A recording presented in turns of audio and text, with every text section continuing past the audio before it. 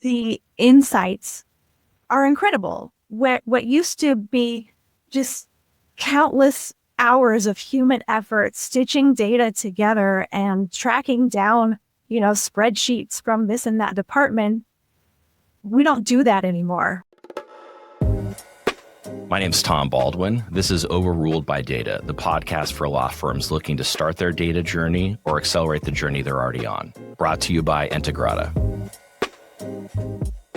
Today's guest sits at the center of one of the most important and most misunderstood conversations happening right now in large law firms across the globe. It's how to build a real data infrastructure that actually gets used. Reanna Martinez is the Director of Innovation, Systems, and Data at Munger, Olson, where she's been responsible for some of the firm's most forward-looking technology and data initiatives. Munger was an early adopter of building a modern cloud-based data lakehouse on Azure, laying the foundation for work well ahead of where many firms are still today. Reanna brings a rare blend of deep technical fluency, practical operational thinking, and legal industry context. She's lived the reality of building data platforms within the firm, learning what works, what doesn't work, and what makes sense to evolve beyond a homegrown approach. Today, we'll talk about her personal journey with data, what Munger has learned from building its own Azure Synapse Lakehouse, and why the firm ultimately decided to pivot to a purpose-built data platform. Most importantly, we'll explore what other firms can learn from her journey. Reanna, welcome to Overruled by Data. Thank you. Happy to be here. All right. So we always like to start these kind of just getting a little bit of background. So if folks aren't familiar with your journey and how you got to where you are, we always like to start with some basic stuff. So tell us about, how you got to Munger, your background coming before, and you sit sort of at this interesting intersection. I think a lot of folks are leaning into between innovation, systems, and data. How did your career evolve to land you where you are today? Well, I've always been fairly technical, and in the early years of my career, I just kind of ended up in tech-related roles, even if they weren't meant to be technical. When I was a work study at USC, I ended up building an entire ticketing system for one of this facilities and technology teams. And that was probably the first real database I developed. And I went on to build more databases after college for the service industry and real estate and construction companies. I became a Salesforce architect and designed and implemented highly customized environments tailored to the unique ways that each business operated. In 2020, NTO posted their first systems architect role, and a recruiter called me and said, "You'd be great for this role," and all the stars aligned, and I was hired. The legal doesn't do technology for technology's sake. You need to be thoughtful and intentional and have a long-term vision of scalability. So what ultimately led me to my current role is that combination of deep technical work with strategic decision-making, not only building processes and designing processes, but clearly understanding the why we're building them and how they'll scale and how systems and data can actually support the way the firm works. So sitting at the intersection of innovation, systems, and data, I feel like a very natural progression of that journey. It's still about solving very real world problems at the enterprise level and with data as a foundational asset. Yeah, and we're going to touch upon that foundational asset here in a second. How has working at Munger shaped how you think about experimentation and risk and thinking long-term about platform decisions? I'm incredibly grateful for the level of trust and support the firm has given me to explore and experiment. That kind of space is a luxury, and not every organization can afford it or is willing to create. And it has allowed me to grow in ways that I couldn't have elsewhere. Legal by nature is a highly governed environment. Everything is viewed through the lens of compliance and security and risk, which I hadn't experienced as a constraint on innovation. It just means that we experiment intentionally and we have a clear definition of success. You have to ask harder questions, really dig into security and scalability, ownership, data stewardship, even disaster recovery. And this has helped me become more deliberate about long-term platform choices and vendor relationships. In many ways, working at NTO has taught me that thoughtful constraint can actually lead to better innovation. It pushes you to build things that are resilient, not just clever. That's a great way to think about it. Do you have any specific examples where that thoughtful constraint, I love that phrase, has led you down a path that you otherwise wouldn't have gone?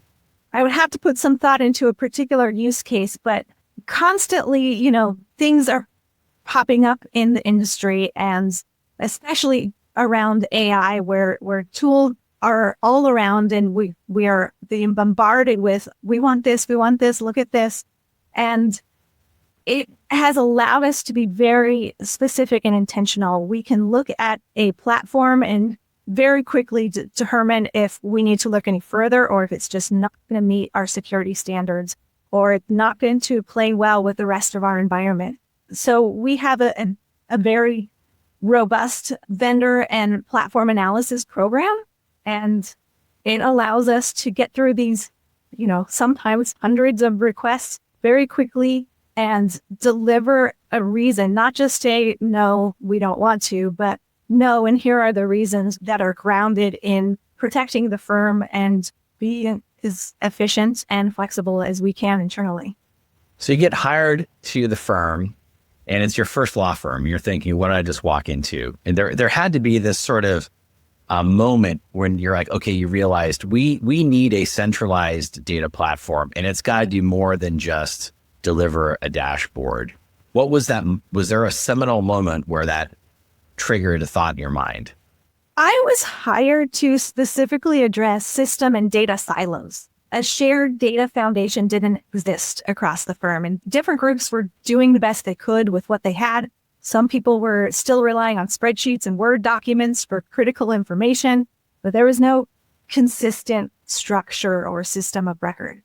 So almost immediately, I proposed a two-part approach. First, we needed to formalize and standardize data at the point of entry.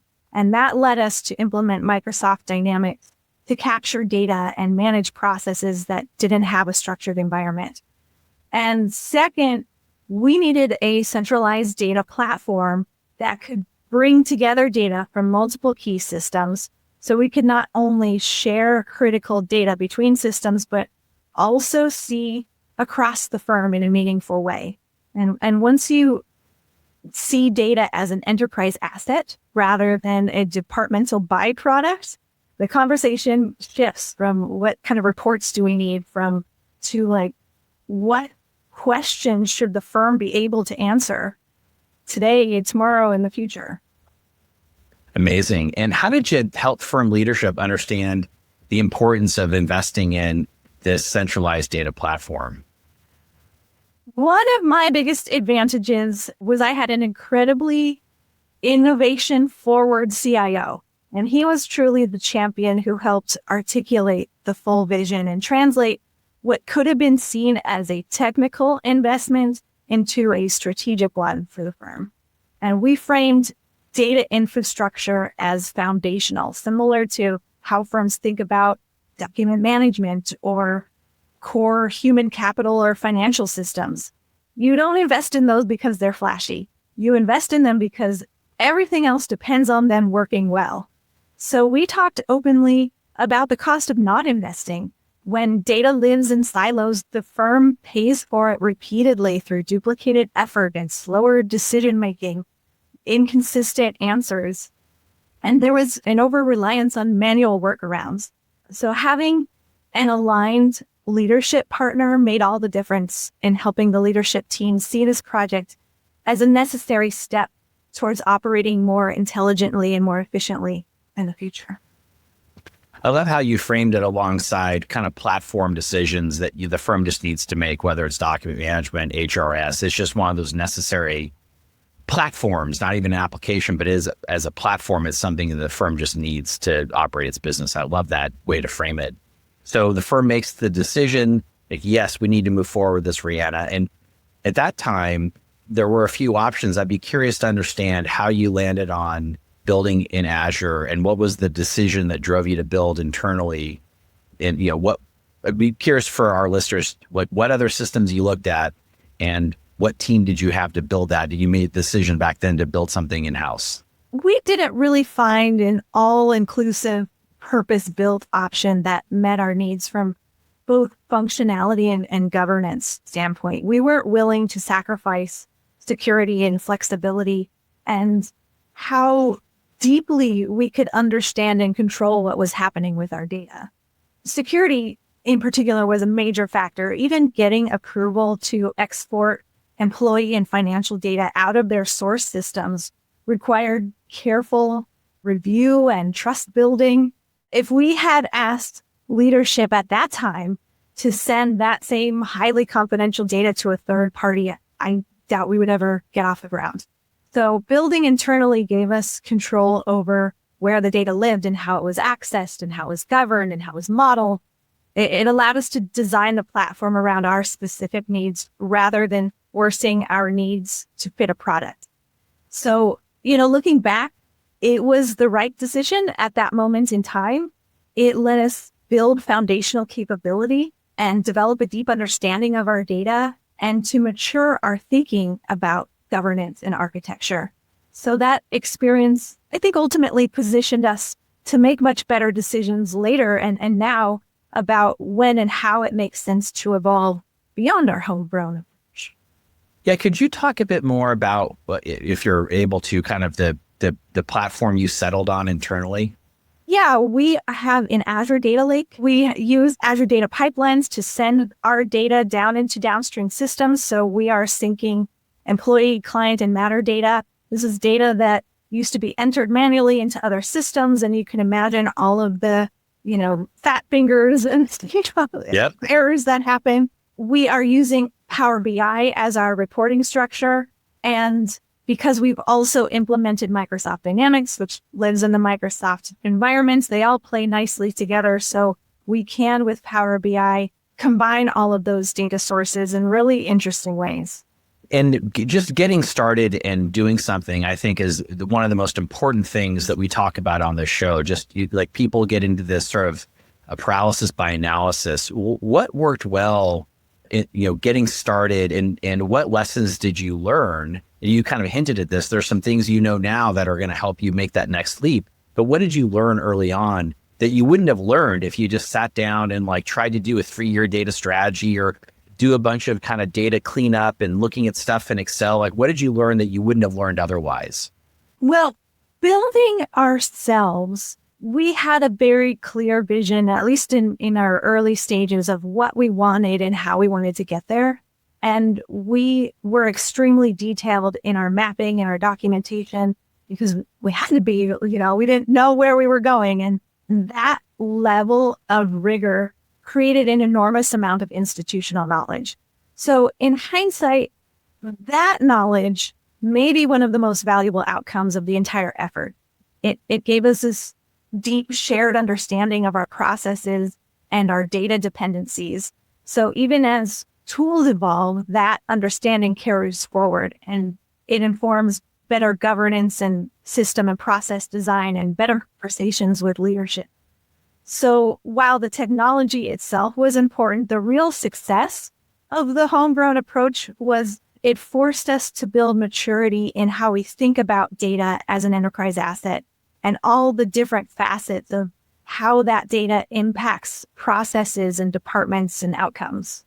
I love that. And how long, for context, how long did it take from when you started to where you had something you could start showing people? And how long generally have you had the platform in place? We started our first discovery conversations in 2020. We actually started building, I would say maybe the beginning of 2021.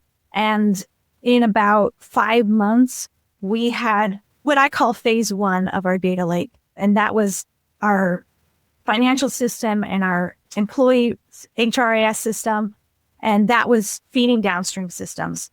From that alone, we were able to develop some pretty powerful dashboards and reports that leadership had been wanting. So we've had the data lake now for a little over 5 years, and it's going strong. I say this to people all the time. I don't know that there's a firm that's been living with an Azure Lakehouse longer than you. So you all have a lot of stick time with this technology and what's worked well and what doesn't. So now fast forward, here you are 5 years later. what friction did you start to feel where you thought, hey, we've taken this as far as we can, and now we need to reevaluate what was next? I mean, we didn't experience friction from the technical or governance standpoint. I think where we started to feel friction is around resourcing. Building and maintaining and scaling a data platform like this requires sustained and specialized effort. And it's not just about standing it up. It's about the monitoring, optimization, that ongoing maintenance of it. We're a small team. And for the data lake in particular, it's just me and a data scientist. So over time, as our priorities and responsibilities have evolved, it's become clear that that level of attention internally competes with other high value work that we need to be doing.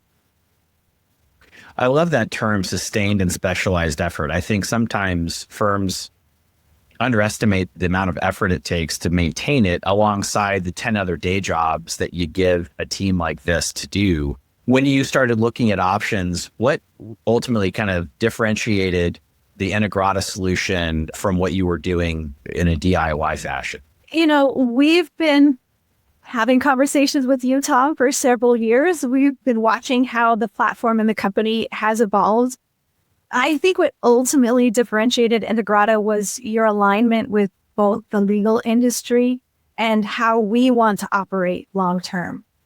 The fact that the platform is purpose-built for law firms is a significant factor for leadership because you understand the security and compliance and confidentiality expectations that we operate under. And that understanding is reflected in how the platform is designed and governed.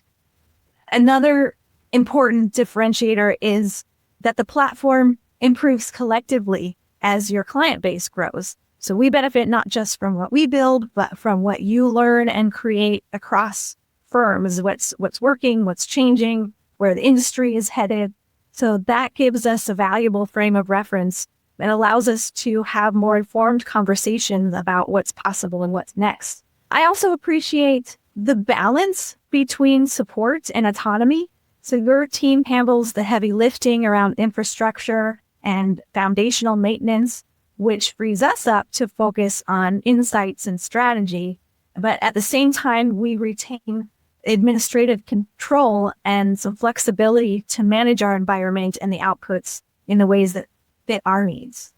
A lot of times we try and tease out some questions like this with folks that have been down this path, whether it's using Snowflake or Fabric or kind of the Azure solution that you all built.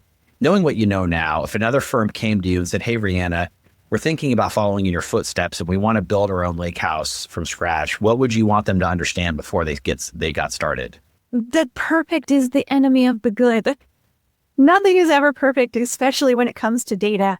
And if you wait until you have a flawless long-term strategy or a perfectly curated data, you're likely never to start at all. So data strategy isn't something you fully design on a whiteboard. It's something you refine through experience.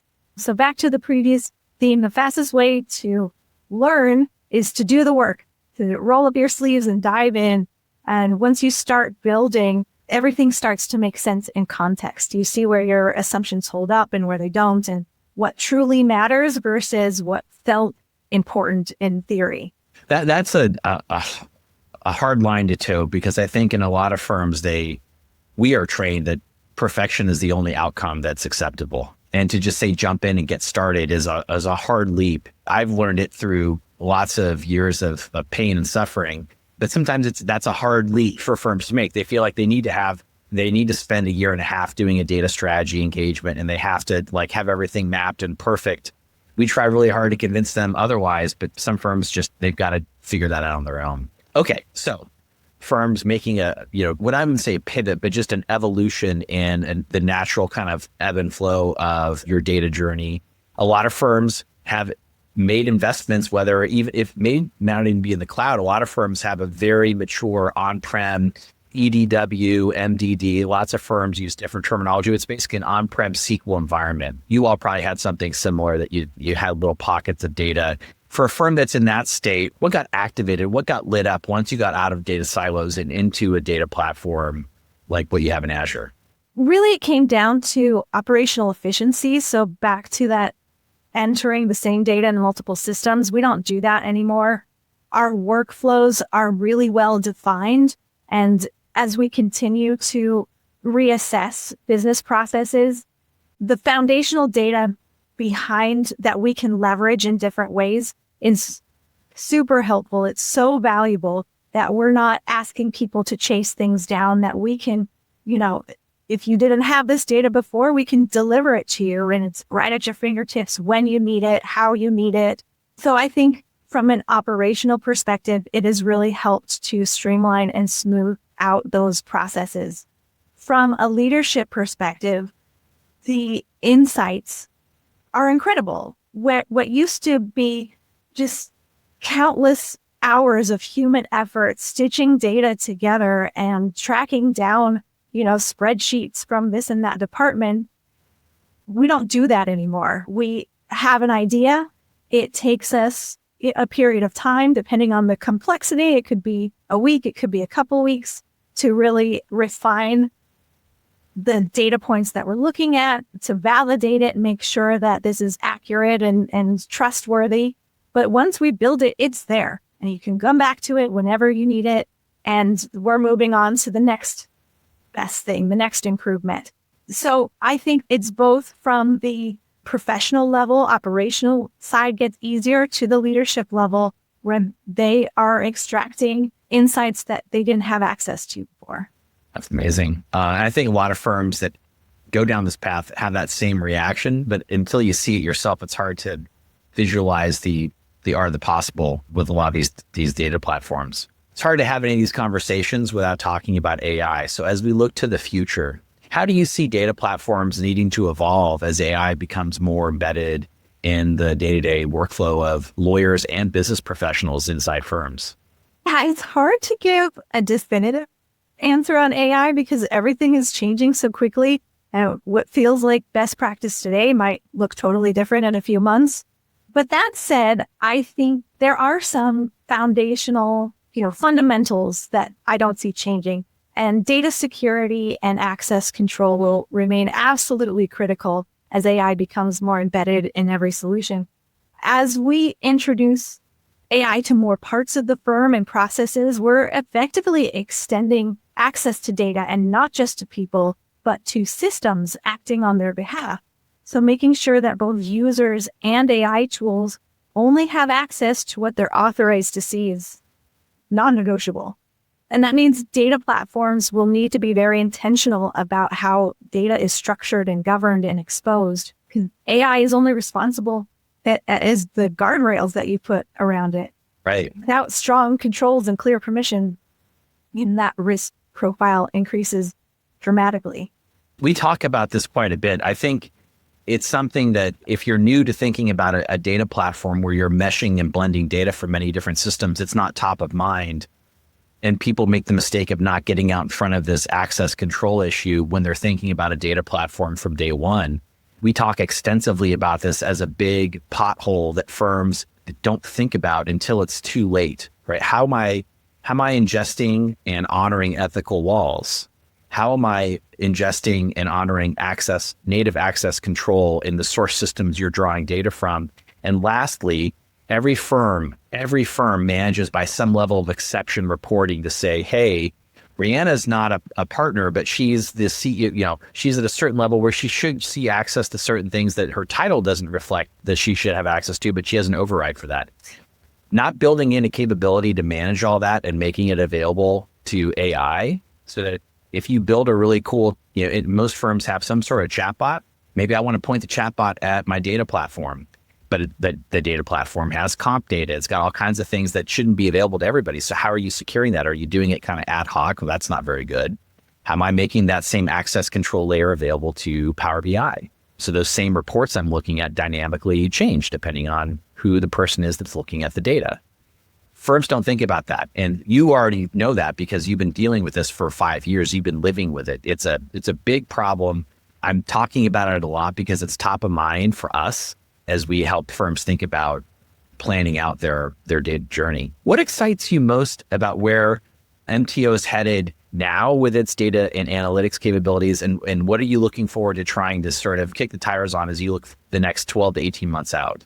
What excites me most is I genuinely feel like we've only scratched the surface. We've done a lot of the important foundational work, and that alone has created meaningful value. But the real opportunity is what happens next. So as we continue to combine data sets and look across them holistically, we start to see these stories emerge and patterns and relationships and insights that weren't visible when data lived in isolation. And that's when data moves from being informational to strategic.